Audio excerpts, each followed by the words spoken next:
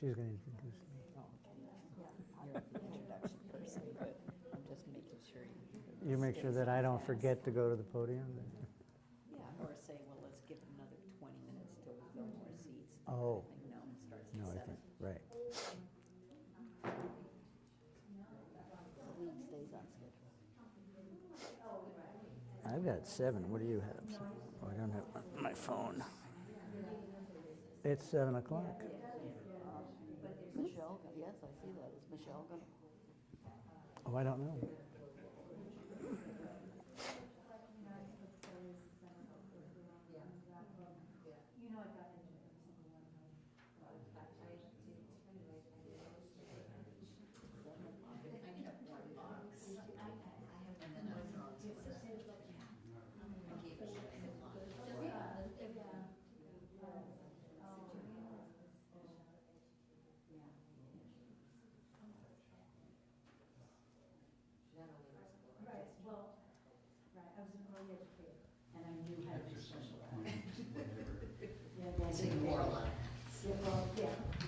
Good evening, everyone. I'm your microphone tester and your host. My name is Michelle Singer, and I'm the Adult Programs Coordinator here at the Keller Cupboard Library. And I want to welcome you to this room. We have now been together in this room for 3 years for this speaker series. Yeah. So welcome to the library, and welcome to the library. We are open after the flood for just a little while. We have electricity, we have heat, and these are not small things, and took us a while to get them, and the library is going to be on a long road to recovery. And we see the signs on the basement. The basement's out of commission for a good long while till the spring, so we're really grateful to be here together in this library.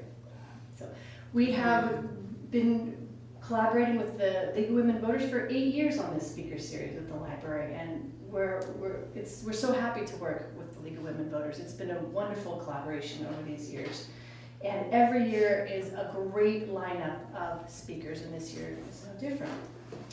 So I especially want to give our thanks to Orca Media for live streaming this event for us today. Hello everyone out there who's watching on live stream. We're really glad to have you with us here today too. Minor housekeeping, there's a restroom, there's some water, please be comfortable and welcome to the series. Kate, I'm going to have you come up here and give you a proper introduction.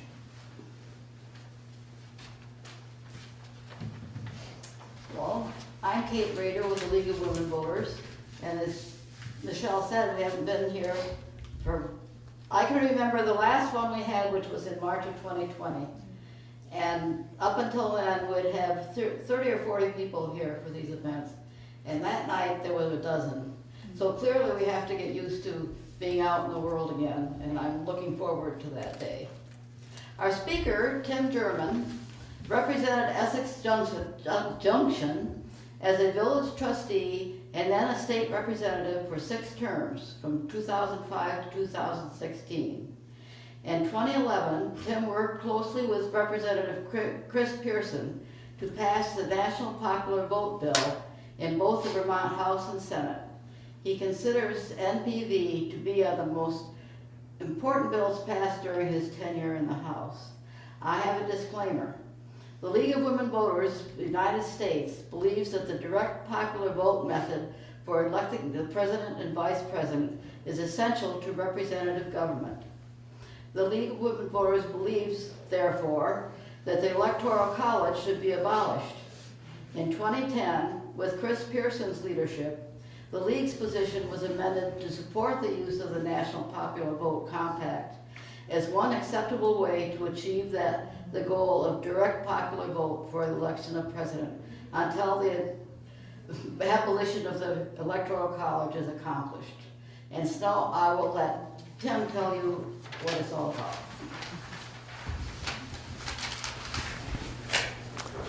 Well, thank you, Catherine. Last week, Chris Pearson called me, and I said, "Oh, I'm excited that you called because I'm going to come down and watch your presentation next week." And he said, "Well, actually, you're going to be doing the presentation." So I guess I'm doing it because old baby boomers are easy to find to fill in. Chris is doing really good work the reason he can't be here tonight is because he's in Michigan. Chris has been working with National Popular Vote for a long time, and he's traveled to many states, both those who've passed it and those who haven't.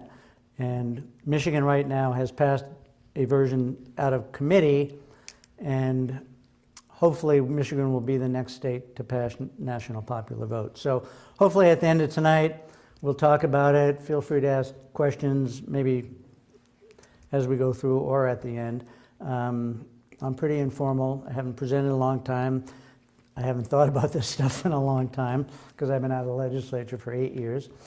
But it did bring back memories just preparing for this. It was an emotional time and an emotional bill, and it did raise a lot of passions on both sides. And I will get into the other side because I'm a proponent. Chris is, obviously. The league is. But there were some interesting arguments made against the whole idea. So hopefully you'll leave and understand that. You can make up your own mind because it's not the law of the land yet, but it is. I will go through where it's at around the country. I want to start with just what did happen in Vermont. I want to start with a video because some of these explanations, this is the governor signing the bill, and some of the key players are right there, and I'll go through that. But let's start out by looking at the video. I'm honored to sign the National Popular Vote bill. I would just say for every person who thinks that coming in second should not qualify you to be President of the United States, this is a good thing. Vermont took an incredible step today with the signing by the governor of a bill to join an agreement of states for the National Popular Vote, where all the votes in all 50 states would be counted, and that's how we would elect the president. We're doing everything we can to make sure that we elect the President of the United States of America, not the President of the targeted states of America. I think this is a win for the voters of Vermont and the voters of the country. Right now, we're flyover states. We don't matter. Well, I'm delighted Vermont passed the National Popular Vote bill. I think it'll help our state. We're one of 35 states that are completely ignored under the current process. What Vermont has done is they've taken their 3 electoral votes and they've said we're going to leverage these votes in a different way than we currently are to make our state more relevant in the national election of a president. I don't think people are waking up the next day after the election in this state looking for how our 3 electors are going to cast their vote. They want to know who won the election and who's going to be elected president. We're not left out of the process today because we're a small state. We're left out because we're, in our case, a safe blue state. But that doesn't mean we get showered with attention from Democrats. They take us for granted because they know they're going to win. Republicans take us for granted because they couldn't possibly win. Any Vermonter on the street, if you ask them who wins an election, will tell you the person with the most votes. And all we've done here is reaffirmed that every single vote counts. Every vote will count. Presidential candidates will have to care about the number that they win by in each state. So whether it's small states or big states, that's going to be a real change. The National Popular Vote, the strength of the National Popular Vote is it makes sure every vote matters, and it makes sure that the issues that affect every state are going to be important and going to be heard by the next President of the United States. I think it's a good idea because what we're talking about here is one person, one vote. I'm not sure that it's a small state, big state issue. It's a battleground state issue. I'm honored to join the other states who have enacted the National Popular Vote, which simply says your vote counts. The person who gets the most votes wins. That's the way it works for every other election in this great democracy, and that's the way it should work for the President of the United States.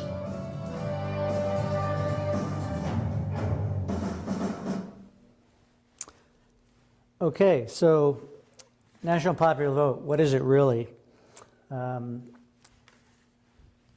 Simply, it is a compact of the states to guarantee the presidency to the winner of the National Popular Vote nationwide. It operates on the principle of one person, one vote. Every vote counts equally, and it gives candidates a reason to campaign in all 50 states. Enough states must ratify the bill until we reach 270 electors, which is one more than the total number of electors half of 538. So when it started, there was a guy named Dr. John Koza, who started it and is still leading. It was a 501c4 nonprofit corporation created as National Popular Vote. And they have been at it, a very small staff, 10 or 12 now. It wasn't even that many when it started. And they would basically started this whole process knowing that to get a constitutional amendment to abolish the Electoral College, it was a near impossibility and remains so. This was a way to basically leave the Electoral College in place, but have a workaround so that the electors would be have to agree to vote for the person who won the popular vote. Let me talk a little bit about Vermont. Chris and I were on the same committee, the Government Operations Committee, in 2007 and 8. And this was before the vote came, but we agreed on most issues. We were in different political parties, but Chris was the only rep at the time. I'm from Essex Junction. You probably know that we were having a disagreement with the town, that we call it a 100-year disagreement, but it's finally ended with the village of Essex Junction separating into a city, but it took us many, many, many years to get there.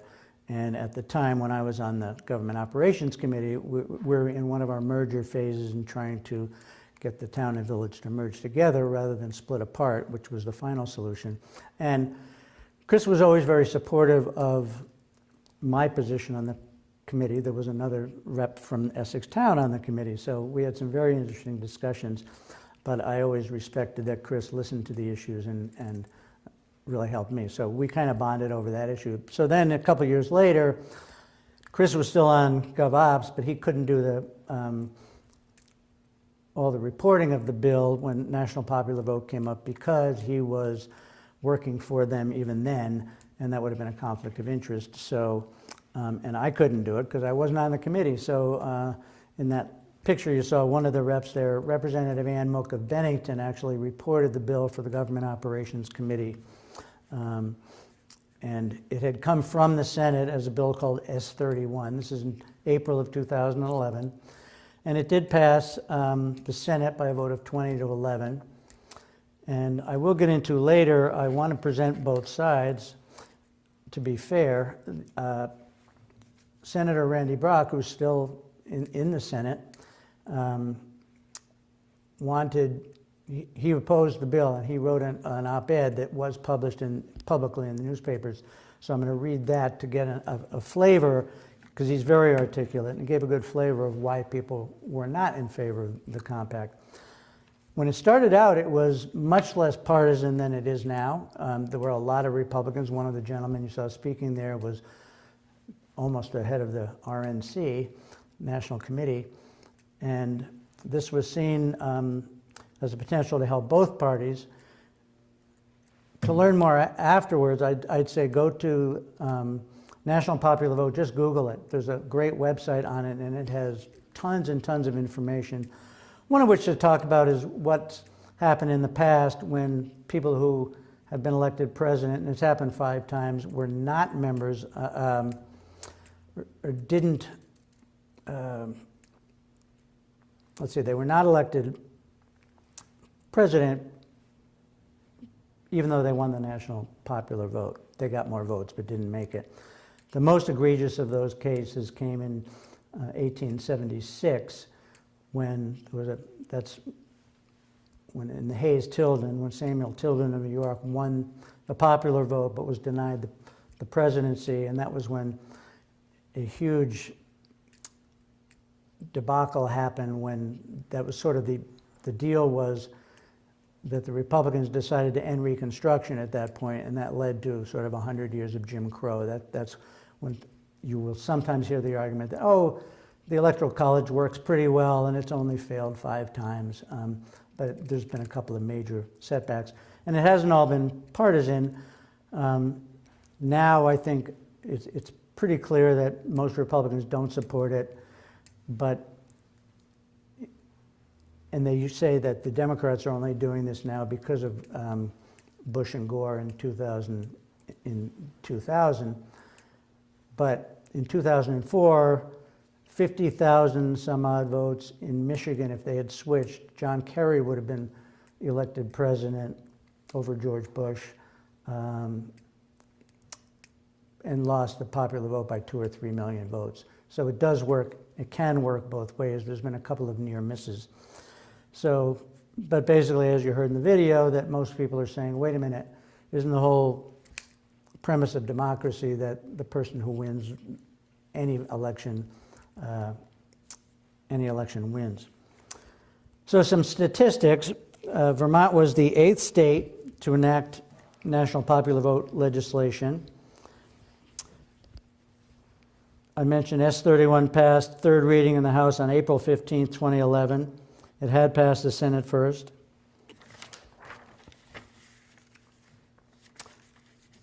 I actually do think that the Senate debate was a little more intense than the House debate because it was a little more of a foregone conclusion in the House. And now, the legislation has passed 19 states and the District of Columbia. That represents 205 electoral votes. And remember, they have to get to 270 for it to go into effect. So Minnesota is the most recent state. That happened in 2023. Nevada also is about to come in, but they have a long process with constitutional amendments, and that will probably be finalized in 2025. So popular vote needs only 65 electoral votes to go into effect. And as I mentioned, Chris is in Michigan now trying to get their total up, and I think that would get it to 220. And so it's pretty soon that it's going to start. There was a lull for a couple of years, and now I think it's starting to get back into the national consciousness. There is a path. If you go on the website, you'll see that there's a path that they lay out to get to passage by 2028, hopefully for the 2028 election. I think that's wildly over-optimistic given the lack of bipartisanship right now, but it's possible.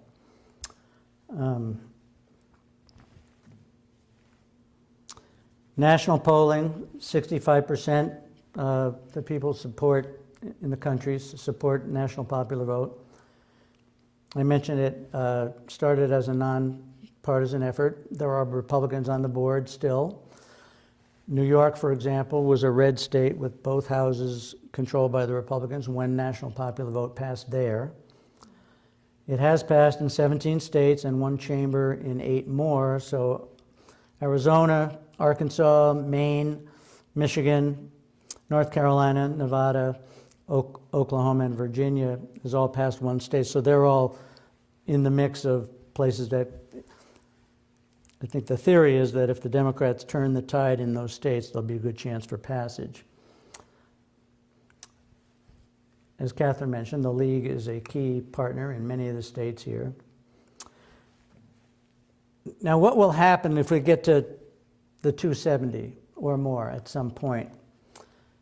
I think the theory is that the compact would not necessarily need approval from Congress or a vote in Congress because the states have responsibility for how their electors are chosen now, have since the Constitution was put into effect.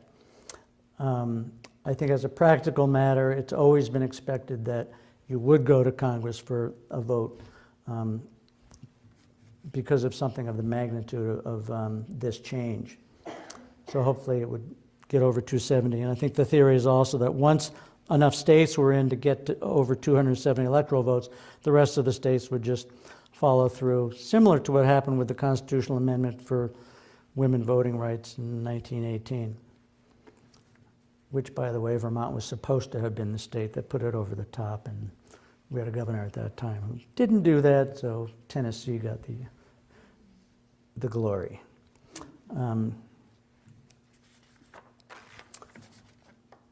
I'll take some questions now because I do want to read what Randy wrote in 2011 because I think it's interesting to give people perspective who are saying, well, this is a big change. The Electoral College is a very complex thing. Nobody really understands it, and nobody's really going to understand this either. Because what would happen in Vermont is my partner Martha and I were both electors in 2016, and we met after the election, and of course we were casting our votes for Hillary Clinton because she won the Vermont vote in the general election, didn't win the primary, but won the general election here. So Vermont's 3 electoral votes by our 3 electors voted for her. That went to Congress, and that's the way it worked in almost all of the states. Maine's a little bit different, but 48 states, it's winner take all. So Hillary beat Trump here. That's the way it would work. Let's take that same election and say, what if national popular vote had been in effect? And let's say, well, no, this is the real case. Trump won the election. Let's say he won the national popular vote.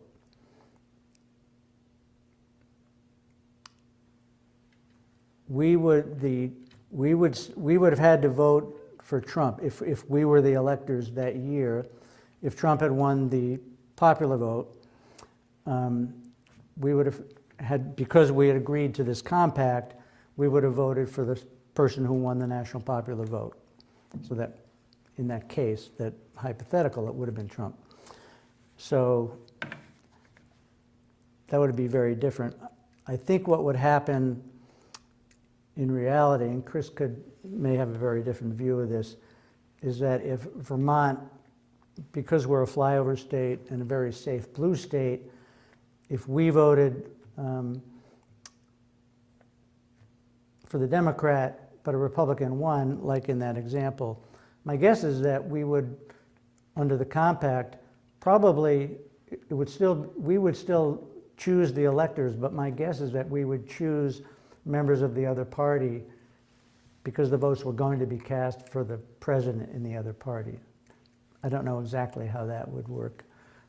That may be confusing, but But it would be hard as an elector to cast your vote for. I would have trouble casting my vote for Trump. So I just as soon give up my elector spot. well, I'm thinking, Vermont, the one great thing about this state still is that having been in the legislature, we have a congeniality here that doesn't exist in Congress at all anymore. It's just sad to watch, but we have vehement disagreements as legislators, but we all still, I think there's a congeniality that we're all in it together, and we all trust at some level that everybody's trying to do the best for everybody. So that would be my guess, is that you would defer if you were, as part of the compact, we're having to vote for somebody from another party. Either way, that we would probably defer and elect other people. But we wouldn't have to. We could just do it. There's a whole other issue of faithless electors and what would happen if in states. Well, okay, there's no questions now. Let me read what Randy wrote, because he gets at this issue a little bit, and it's something to think about. He wrote an op-ed in 2011 before the Senate voted on the bill, and he said, proponents of the national popular vote claim that 73% of Vermonters favor it. But Vermonters haven't been asked the right questions. The questions should be, do you favor having the value of your vote for president cut in half? Do you favor having your vote for president cast for a candidate who was rejected by Vermont voters? Do you favor making an end run around the Constitution because you think you found a loophole that lets you get away with it? Just a few short weeks ago, 180 members of the General Assembly stood and took a solemn oath never to vote for any bill that lessens citizen rights and privileges under Vermont's Constitution. But today, despite that oath, legislators are poised to pass a piece of legislation that will do just that. The bill is the so-called national popular vote. Its purpose is to ensure that the winner of the popular vote is elected president of the United States. It's designed to address situations like the Bush-Gore election of 2000, when the winner of the popular vote lost. Here's how it would work. Vermont would enter into an interstate compact with other states that have adopted the NPV. Once there were enough states in the compact to represent the majority of the Electoral College, all of the compact states would cast their electoral votes for the winner of the national popular vote in all 50 states and the District of Columbia. The NPV winner would thus automatically win the Electoral College and the presidency. At first blush, the goal of the NPV might seem reasonable, but there are three major problems. The framers of the Constitution recognized the need to balance the urban and the rural big states and small states, the strong and the weak. The elegant design of the Electoral College was part of that balance. Vermont has 3 electoral votes, one for each U.S. Senator and member of Congress. There are a total of 538 electoral votes, 270 are needed to win. That means that Vermont represents about 0.6% of the Electoral College, but Vermont has only about 0.3% of the nation's voters. Thus, today Vermont's votes are worth twice what they'd be worth should NPV become law. It's great for New Jersey, Massachusetts, and Michigan. It's bad for Vermont, Wyoming, and Alaska. Also, if NPV had been in effect throughout Vermont's history, Vermont's electoral votes would have been cast for someone who we did not vote for in 19 of the 55 presidential elections since Vermont joined the Union. In other words, in 35% of presidential elections, our votes would have gone to someone the majority of our voters rejected at the poll.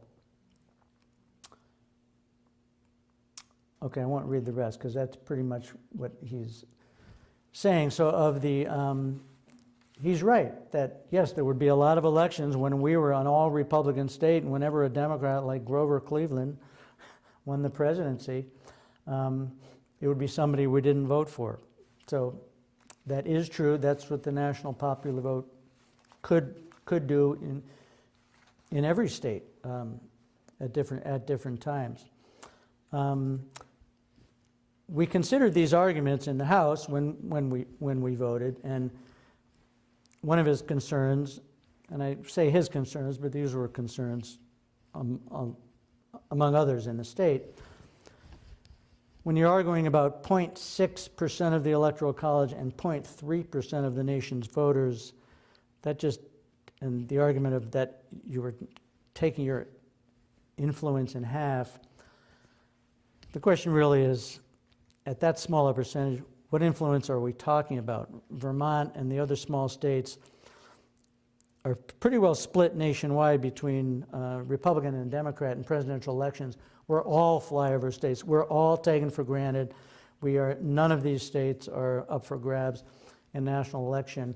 And if you go on this website and just, again, National Popular Vote, there's a lot of information about all of these, sort of, they call them myths about what would happen if national popular vote came in. The truth is we never get a presidential candidate during the election, neither do any of the other New England states except New Hampshire, because they're a contested state.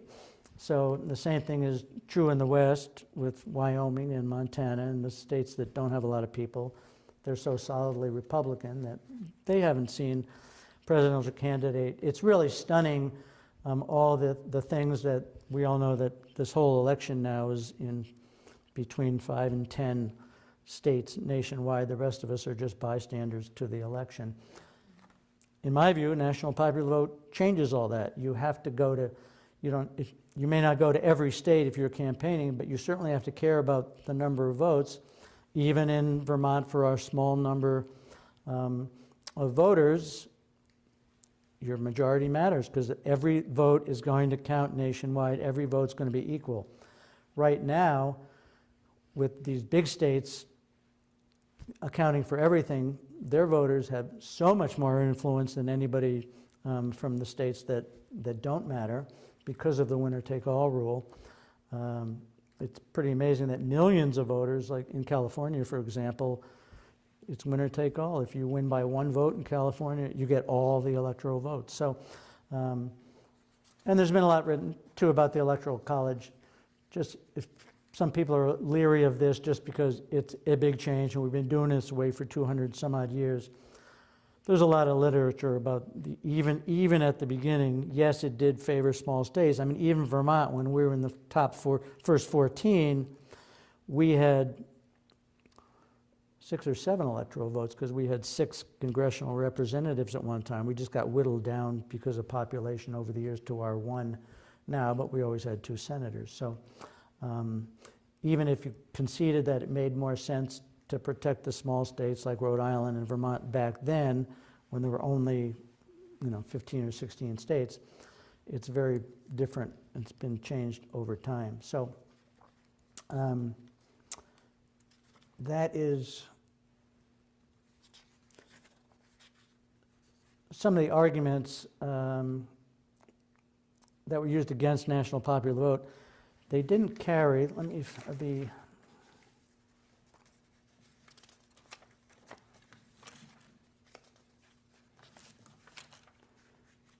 let's see. Here in Vermont, on April 14th, the vote in the House on second reading, which was the important vote, was 85 to 44. And it was curious that there were 21 people absent that day. For the yes votes, the 85, there was 1 Republican rep who voted for it. And surprisingly, for the no votes, there were 5 people on my side of the aisle, the Democrats, who voted against it. And there were very few, a lot of times after a vote is taken by roll call, they have what's called voter explanations, and people can stand up. And I don't know if any of you follow it recently, but voter explanations have become very much overused, and they're supposed to be very short statements of feeling and not a repetition of debate on the floor. But they've become, because I think it really happened when Vermont Public Radio started live streaming the debates in the House, things changed overnight and people started making comments to get on the 6 o'clock news that night. It was comical to a lot of us at the time, particularly those who thought we weren't doing that. But anyway, there was 1 vote explanation by a friend of mine, Mike Murwicki, who's still in the House, and he got up on the floor and he said, "I voted yes to upgrade and modernize this elective process. And my daughters would be sure to remind me that this isn't just about 1 man, 1 vote, but also, since suffrage was passed, it's also about 1 woman, 1 vote." So he was a little bit ahead of his time on that one.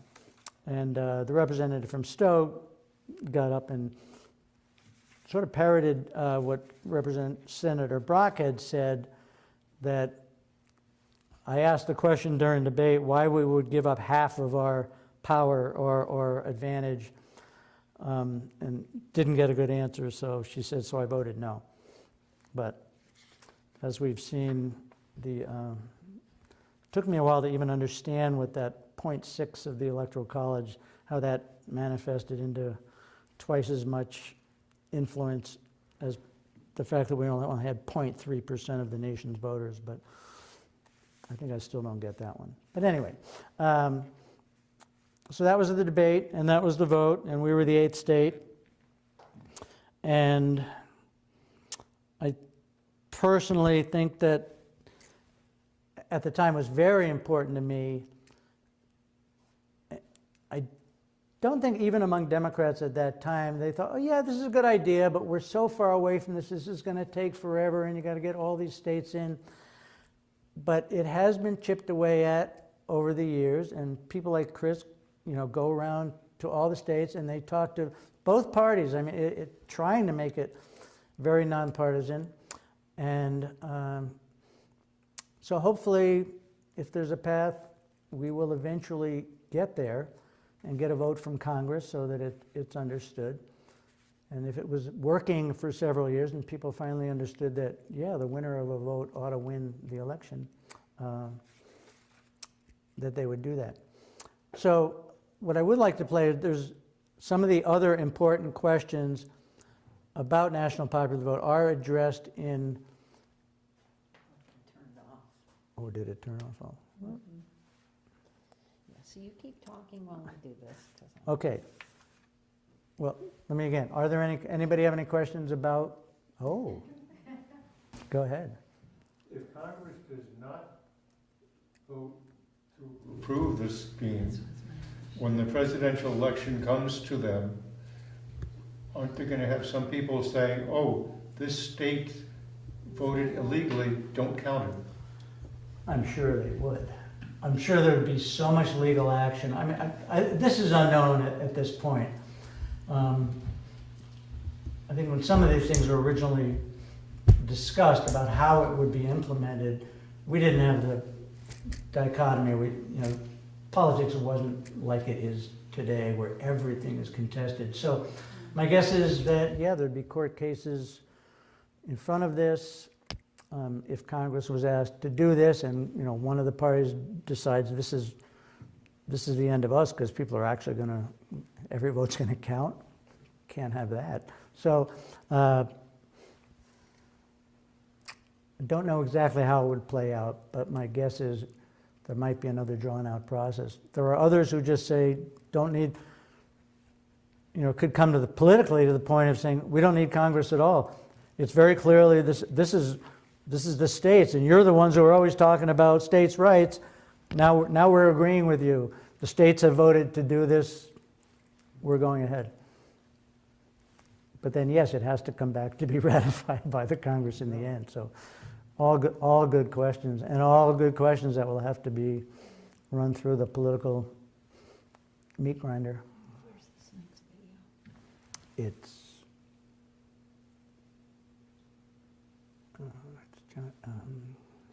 One of these things.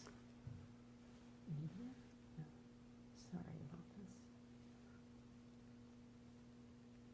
is it on? No. No. It's, more videos. Yeah, right here. Yes. That's the one? Yep. Okay. We'll wait There were other questions. Yeah, let's take a few other questions first. Jez. In your opinion, what is the single most logical reason against the national vote? Or what's the most downside, what's the worst of the downside of going to the national vote? To me, there isn't, but it does chain out to other issues to me. Like, for instance,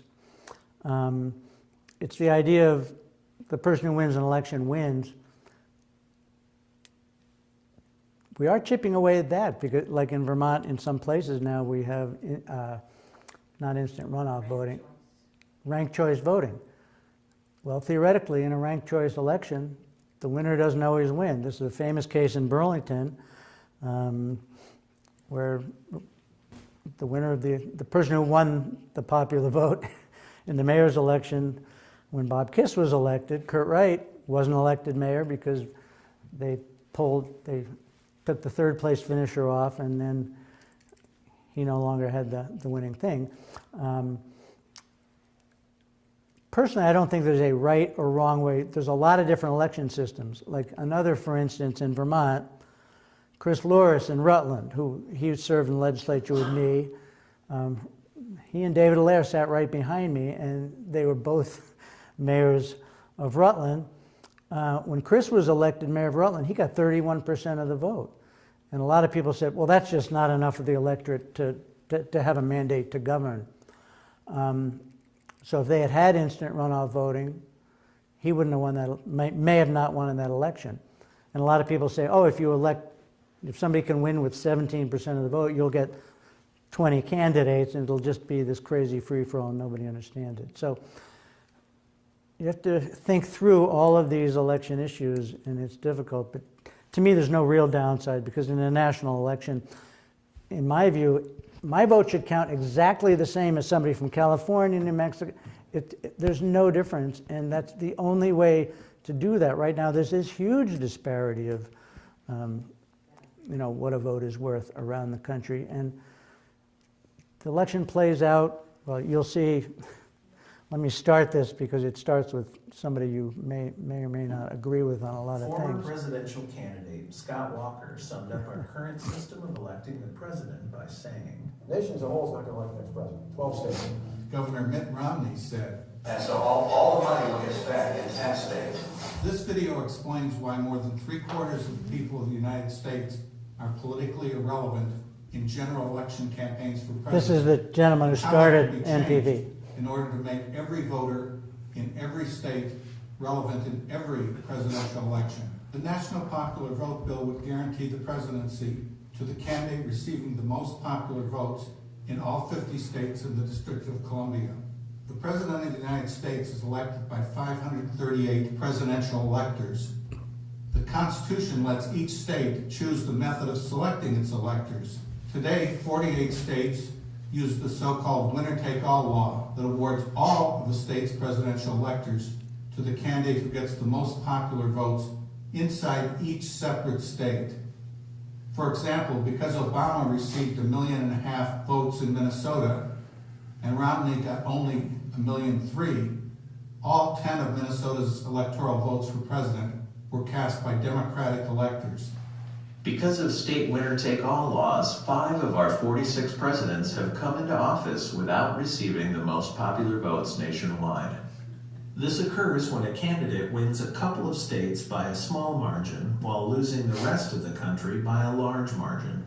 For example, in 2016, President Trump won Michigan, Wisconsin, and Pennsylvania by a total of 78,000 votes, thereby winning a majority in the Electoral College while losing the country by 2.8 million votes. Each of these 78,000 voters was 36 times more important than the 2.8 million voters elsewhere. Similarly, 537 voters in Florida in 2000 were 1,000 times more important than 537,000 voters elsewhere in the country.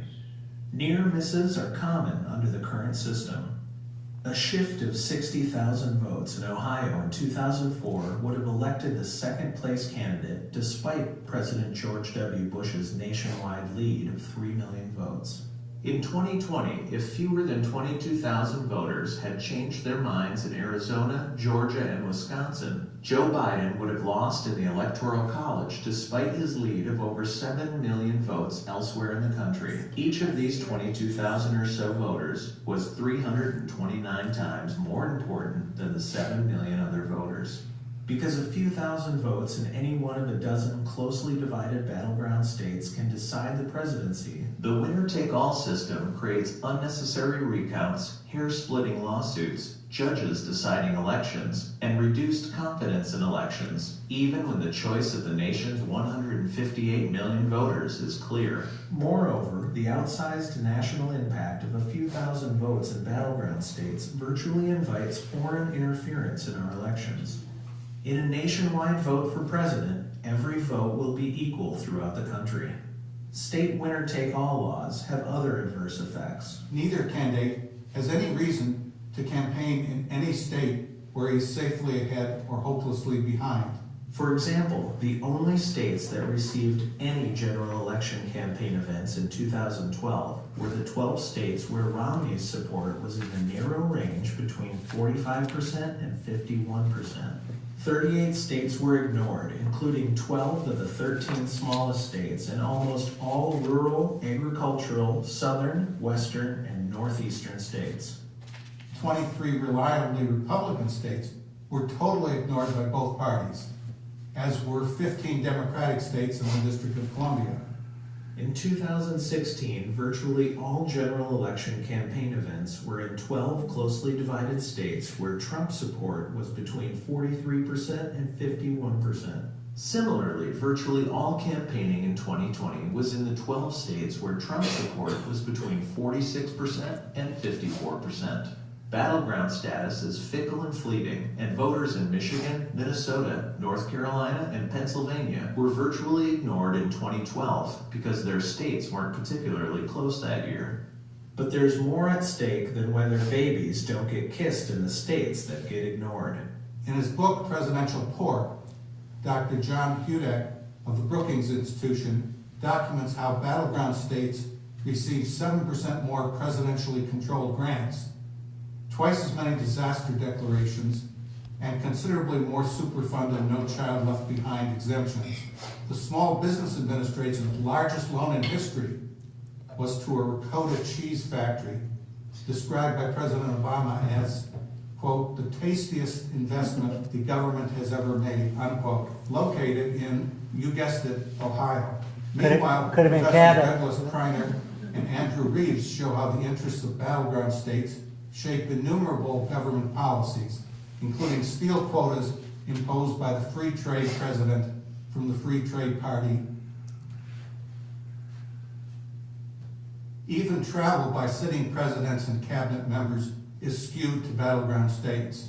Indeed, flyover states are so irrelevant that presidential candidates don't even bother polling them to see what issues might be of concern to their voters. As a former White House press secretary said, quote, "If people don't like it, they can move from a safe state to a swing state." Fortunately, thanks to the National Popular Vote Bill, people don't have to move to another state in order to make their vote count. The cause of all these problems, namely the state-by-state, winner-take-all method of choosing presidential electors, is not in the Constitution. It was not debated at the Constitutional Convention and was never mentioned in the Federalist Papers. Only 3 states used winner-take-all in our nation's first presidential election in 1789, and all 3 repealed it by 1800. It was not till 1880 that winner-take-all was adopted by all the states. These state winner-take-all laws can be repealed in the same way that they were originally enacted, namely by passing a different state law. In the leading case governing the selection of presidential electors, the U.S. Supreme Court has ruled that the choice of method belongs exclusively to the states. As of 2020, 15 states and the District of Columbia have enacted the National Popular Vote Bill into law, including 4 small states, 8 medium-sized states, and 3 big states. Moreover, 1 legislative chamber has approved the bill in 9 other states, including a bipartisan 28-18 vote in the Republican-controlled Oklahoma Senate and a bipartisan 37-21 vote in the Republican-controlled Arizona House. The National Popular Vote law will take effect when identical laws are enacted by states possessing a majority of the Electoral College, that is 270 out of 538. After taking effect, every vote will be equal throughout the United States, thus making every voter in every state politically relevant in every presidential election. All of the presidential electors from the enacting states will be supporters of the candidate receiving the most popular votes in all 50 states and D.C., thereby guaranteeing the presidency to the candidate receiving the most popular votes nationwide. In a nationwide election in which every vote is equal, candidates will have to pay attention to the concerns of voters in all 50 states. The National Popular Vote Compact is a constitutionally conservative, state-based approach. It does not alter the Constitution and does not violate the Constitution. It retains the Electoral College and state control of elections. Additional videos discuss various specific aspects of the National Popular Vote Compact. Learn more at nationalpopularvote.com and from the book, Every Vote Equal, a state-based plan for electing the president by national popular vote, which can be read or downloaded for free or purchased from Amazon. Please use our convenient email system to ask your state legislators to support the National Popular Vote Bill. The Tyler, Texas Morning Call. How about that? Do we have till 8, Catherine? Is it? How are we doing on time? Okay. Any questions based on that? That was a pretty good, he covered a lot of other topics that come up in questions. If we have a few minutes, I have a question because it's related to this. It has to do with New England and New Hampshire. Some of you may know that the Democratic National Committee every 4 years determines and makes changes to the presidential primary system.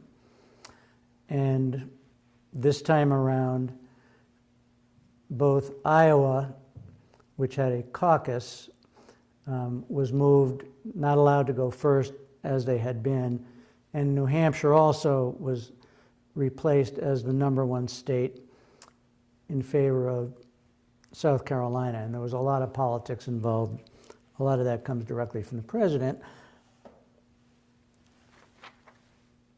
But what's happened is even for this next election, President Biden has said he's not going to compete in New Hampshire. So now there's a big thing. Well, are we going to have a write-in candidate? I think the only two candidates right now are Kennedy and Williams. I always have trouble remembering her name. If New Hampshire goes ahead first, which they will go ahead first this time against the wishes of the DNC because they have a Republican-controlled House and Senate, and by law, there's a state law in New Hampshire that they have to go first. If they do that, there's a possibility that their delegates may not be seated at the convention. Okay, that's 2024. What happens in 2028? One of the problems with both New Hampshire and Iowa, there was a lot of criticism that they don't reflect what America looks like.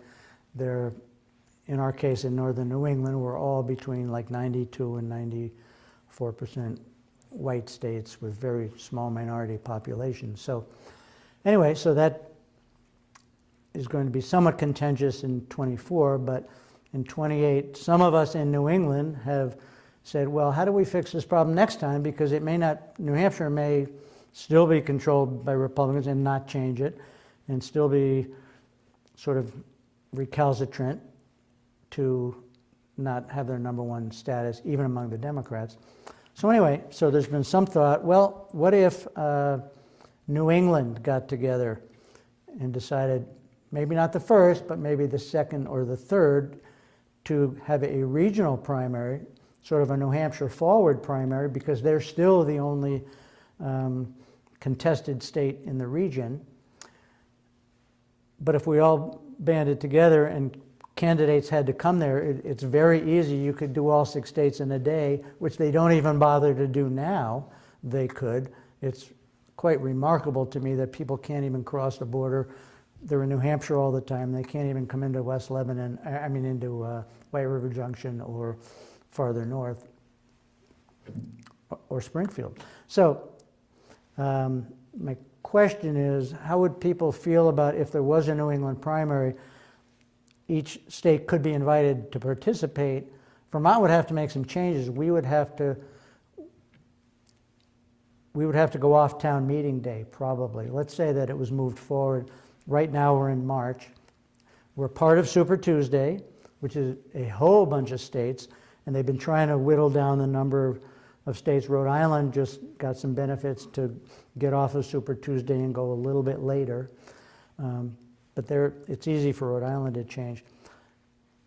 Long story short, Vermont would have to decide to move its primary. The legislature would have to vote on that.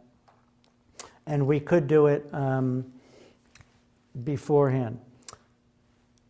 And that would mean we'd finally get some attention, because as a little state, there may be candidates out there who look at Vermont and go, they're not like Massachusetts and Connecticut.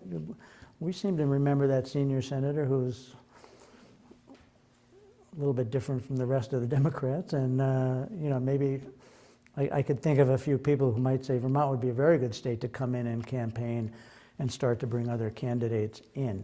And for the rest of New England, Connecticut had tried to take New Hampshire's spot too, and they didn't get into that first tranche of primaries. But it's an intriguing idea that some of us have been discussing in New England about, what if we all did it? And then all the TV it'd be cheaper. For a lot of people who don't have a lot of money could run, because you've got these television, when you pay for television in New Hampshire, half of it's coming into Vermont and Massachusetts. Anyway, so I'm curious about what people might think about that idea, and how would you feel about having to go to, on town meeting day, but having the primary on a different day? Would you care? Maybe we can talk about that when we're putting chairs away. Okay, sure, it's a good thing. But these are some things that some of us still try to think about what's the best. And it's also good for the other party has some of the same concerns in all these states. There's a lot of money involved, and it's good for the economy. All the states that right now the amount of money that flows into the contested states that are battleground states is just phenomenal. And there was I don't know if he just showed that, but there's another stat that monies that flow into states that are potential battleground states, no matter who's president, they load up these states with as much money as they can for self-interest. So, well, another video we saw earlier that you can see on that site shows how it compared the amount of money that's spent they used Ohio for an example, where the argument I think that Randy Brock had was the rural people don't get the same amount of attention or whatever. Anyway, it balances out really well. So the money that goes into the big cities deals with a certain percentage of people, voters, and the percentage of that money is just about equal. And it's the amount of money spent in rural areas, sort of a per capita thing. It all balances out in the end. So I think that the idea of advertising and going back to the national popular vote, the idea of advertising, the criticism that the advertising only goes to certain population centers is not quite true. It does balance out in a pretty good way. So that, to me, is helpful in the argument for the national popular vote. Everybody gets touched. That's where I don't understand why there would be a difference between Republicans not supporting it and Democrats supporting it ostensibly. I don't know if that's across the board, but they all are spending that money in these battleground states, and all the resources are being focused in them. It's not going to be different for either party. So I'm trying to understand why there's a difference. I think part of that is gerrymandering that changes the picture of a state congressional elections. And we hope to have talk about that in February or March at our program here. but I think you're right too, that I've never quite understood why it's become such more and more partisan, just like that everything has. And yes, if I'm in a flyover state that's a pretty big state, doesn't matter what party I'm in. I mean, you know, I got a lot of business people and restaurant owners and all the, you know, that I'm trying to support who are going to support me, and they're not getting anything now, and they're watching the state right across their border. I mean, Pennsylvania, you know, they're just showered with everything, and everybody around them, not so much. So it is a good point. Would one of the objections be they'd have to spend more money in all of the states then to spread it out? I mean, That would be, but that for both parties, that's those are issues that get discussed a lot. Just how do you do these primaries and when do you do them? Because, you know, if I'm just not a self-funded billionaire, it's really expensive, and that's one of the idea. That's the idea of regional primaries has been around for a while. They just haven't pulled it off yet, but that is a way to save on travel, save on media, all that stuff. So both parties might wind up doing that more and more if it was national popular vote, because you got to at least drop your plane wheels down pretty much in every state, because people care that you came, just like house races in Vermont. Did you come see me? I mean, that I used to get that all the time, and you know, so I do think it would encourage that. National popular vote. If that's approved by enough states for 270, and here's the election, among those states that have approved it, they go strongly this way. But the other states went strongly the other way. So the national total is against what these states have approved. Do you think they would actually vote for the national total or for their total? I think there's different. One school of thought is that once it reaches 270 or a little more, all the other states will just join because why not? They're going to be in the minority. Whoever gets the 270 first is going to win the election because the Electoral College is still there. So, oh yeah. So, I mean, that could be one of the things where some states just, like accepting Medicaid over our dead bodies, we're just not going to do it, and we'll just accept the consequences. I'm not suggesting it's going to be easy, or within one election cycle be, totally accepted by everyone. Virginia just went blue yesterday, and they're one of the states that has it passed in one? It's passed in one house, I think, in Virginia. So yeah, I think there will be a renewed push there. I don't know how the governor feels about it because he could veto the bill, so that you don't know. Could you say a little more like when there are enough, when the numbers are right, what happens with Congress? How does Congress come to play in it? And you said something about it. Well, right now, when we meet as electors, say in Vermont, and our 3 electoral votes go. It's that thing from last time where the vice president gets all that information and then January 6th. January 6th declares the winners. So is that what Well, you said something. No, when it reaches 270, what happens next?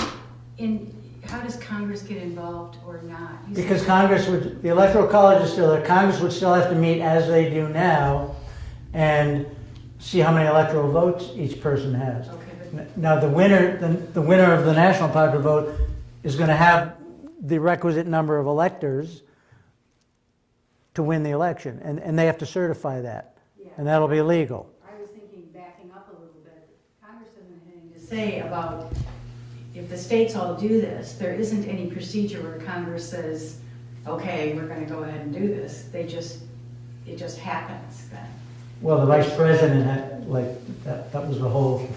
Yeah, but 2000. Congress can't say to the states, you can't do that. I guess that's my question. I thought you mentioned earlier that there might be some. Well, I do think that will be that's a whole new issue that we haven't even seen yet. Because of the whole thing about fake electors and the states can throw out the vote in their state and just elect their own electors and go on their merry way. Some people are going to say, well, wait a minute, that effort probably won't go away to corrupt even this new system where the states have already agreed, but then some states say, well, wait a minute, and my guess is there'll be some states, there'll be a move to repeal. I don't think there may have been 1 or 2 so far where once this gets really close, and you really don't, some people really don't want it, they'll probably go back to some states and say, let's repeal that law that hypothetically in Vermont, you passed that 2011, things were different then, we didn't know then what we know now, this is bad for Vermont. We want to go back to 0.6 instead of 0.3. No, I don't know.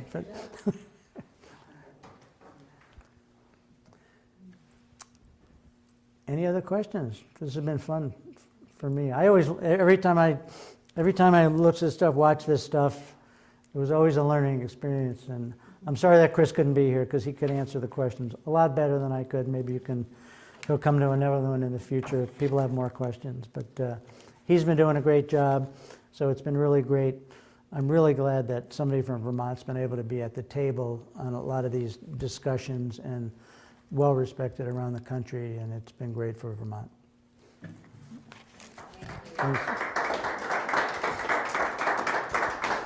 Thank you, Tim. And I everybody for coming out, and I hope you come out again in December 13th, when we'll be talking about how we can talk to each other without getting into a nasty fight. Constructive discourse is the name of the topic. Thank you. Thank you.